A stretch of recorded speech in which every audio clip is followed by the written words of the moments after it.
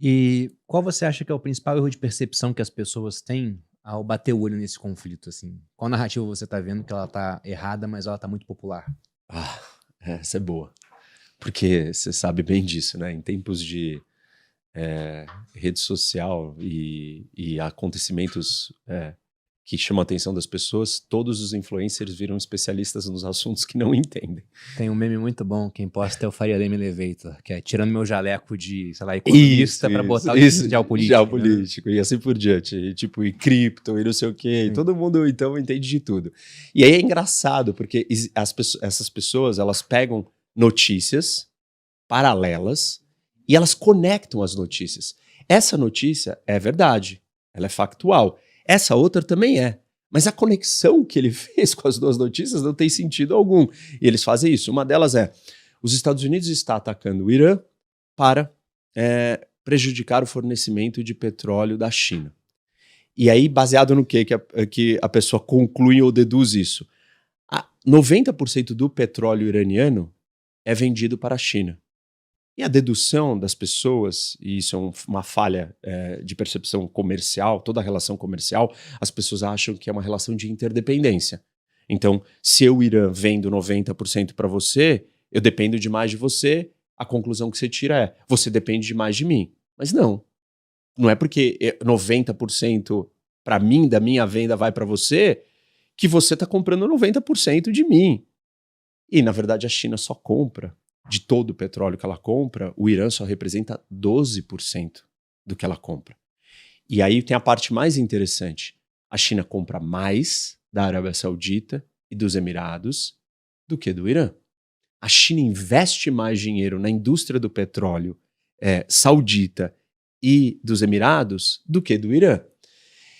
Então, os Estados Unidos atacando o Irã, eles criam alguma disrupção para a China, mas não é um negócio que a China não tem saída.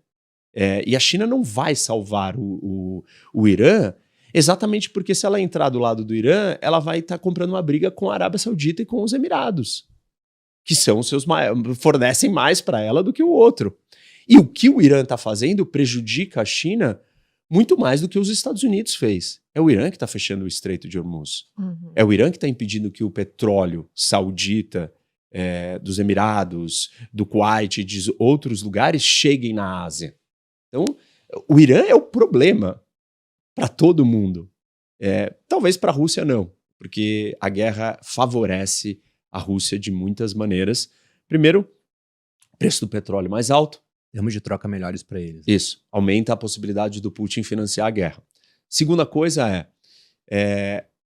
dada a natureza da guerra que está acontecendo ali, munições e armamentos, e depois a gente vai falar disso com certeza, são muito críticas e importantes para essa guerra. E aí, se nós temos um novo conflito com vários outros aliados americanos sendo atingidos, equipamentos e munições que estão indo para a Ucrânia não vão ir mais, porque a prioridade é outra. Ucrânia 1 versus 5, 6, 10, entendeu? Do outro lado. E aí a Ucrânia vai receber menos equipamento militar e a Rússia vai ganhar mais dinheiro. Ou seja, para a Rússia é ótimo. Então o Putin estaria no ouvido dos ayatollahs falando: ataca a Europa, manda um míssil lá para ver o que acontece. Com certeza. Ele tá feliz da vida. E a China, assim, não é que ela tá sofrendo um pouco com o petróleo, mas ela tem reservas gigantescas, ela vai comprar mais da Rússia, ela já proibiu a exportação de gasolina, né, diesel, e ela tem uma outra opção que é positiva.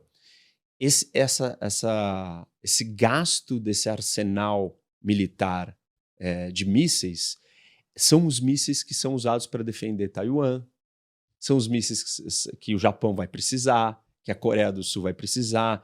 Então, se o estoque está sendo gasto numa guerra no Oriente Médio, a Ásia está ficando mais desprotegida em termos de estoque de mísseis para se defender da China. Então, no médio ou longo prazo, a China está gostando disso. Isso está enfraquecendo a capacidade militar da Ásia. Sobre essa questão dos mísseis, eu vi um dado que eu achei muito interessante, né? Porque o Bitcoin, ele subiu. Primeiro ele caiu, depois ele subiu com o início da guerra. E aí me perguntaram por quê. Eu falei, olha, Pode ser uma série de motivos, não dá pra você ter um único motivo, mas guerra geralmente termina em expansão monetária, elas são muito caras. Ainda que essa guerra a gente não saiba a extensão dela, a estatística que chamou a atenção foi a seguinte, Rock, o Irã ele produz drones muito bons, os russos usam os drones iranianos na Ucrânia. Criaram uma cópia. Os americanos também, sabia? Eles se Imitaram basearam nos drones Shahed. iranianos. Aham. Criaram o Lucas. E aí, esse drone iraniano, eu vi que ele custa em torno de $20 mil, e o Irã teria um estoque de mais ou menos 80 mil drones. Só que para derrubar um drone, os americanos usam um míssil Patriot, que custa $4 milhões. Se você A pensa na conta não- disparidade, né? Fala, meu Deus, se eles forem usar cada míssil para um drone, primeiro que eles não têm, porque eles produzem muito menos unidades em comparação com os drones. A conta seria de centenas de bilhão.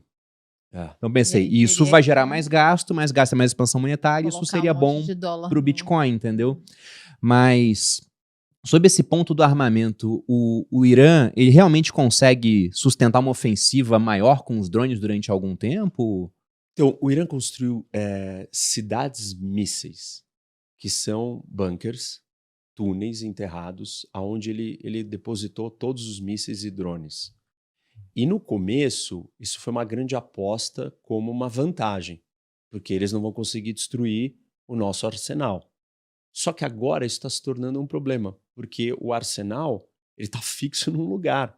E os americanos e israelenses já sabem qual é Vão esse lugar. bombardear Então esse eles ficam o lugar. dia inteiro bombardeando esses bunkers.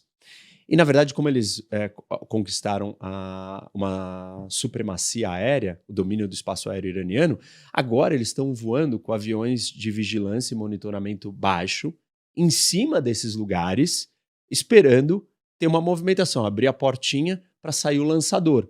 Saiu o lançador, explode o lançador. Porque, assim, o estoque de mísseis é diferente da quantidade de lançadores que o Irã tem. Você tem uma arma e um monte de munição para aquela arma. Então você tem um lançador e, sei lá, 100 mísseis. Você não tem 2.000 lançadores. O objetivo americano-israelense é destruir os lançadores antes que o Irã consiga acabar com o estoque dos mísseis das baterias antiaéreas ou de defesa aérea, como os Patriots. Então a guerra hoje ela é uma corrida contra o estoque de armas, quem acaba com o estoque de armas do outro. A desvantagem do Ocidente, né, dos Estados Unidos e tal, é isso que você falou. Custa caro e não fabrica. E esse estoque é real, né? limitado no mundo inteiro. Então, os Estados Unidos está tirando agora da Coreia do Sul, está tirando de Taiwan, está tirando do Japão, está tirando da Europa e trazendo para lá. Das bases que eles têm nesses lugares. Isso. Uhum. E isso é um problema. É ótimo para a China, é um problema para os Estados Unidos e para o mundo. Essa arma, que é o Iron Dome, basicamente, né? É o sistema de defesa israelense testado e replicado para todo mundo. Ela é a arma de defesa mais poderosa do mundo hoje.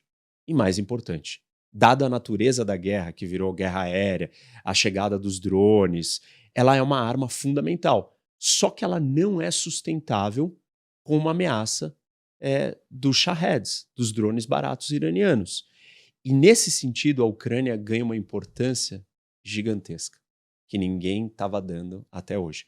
A Ucrânia está lidando com esse problema há muito tempo. Ela não recebe a quantidade desses mísseis que ela precisa, e a Rússia, primeiro, recebia os drones do Irã. Agora a própria Rússia já fabrica os seus. E a Ucrânia lida com essa situação há muito tempo. E a Ucrânia inventou métodos baratos de outros drones para abater esses drones, os Shaheds. Então, o mundo, quando terminar essa guerra, vai lá na Ucrânia e vai falar, peraí, me dá aqui sua tecnologia, o que você está fazendo? Qual é a fórmula?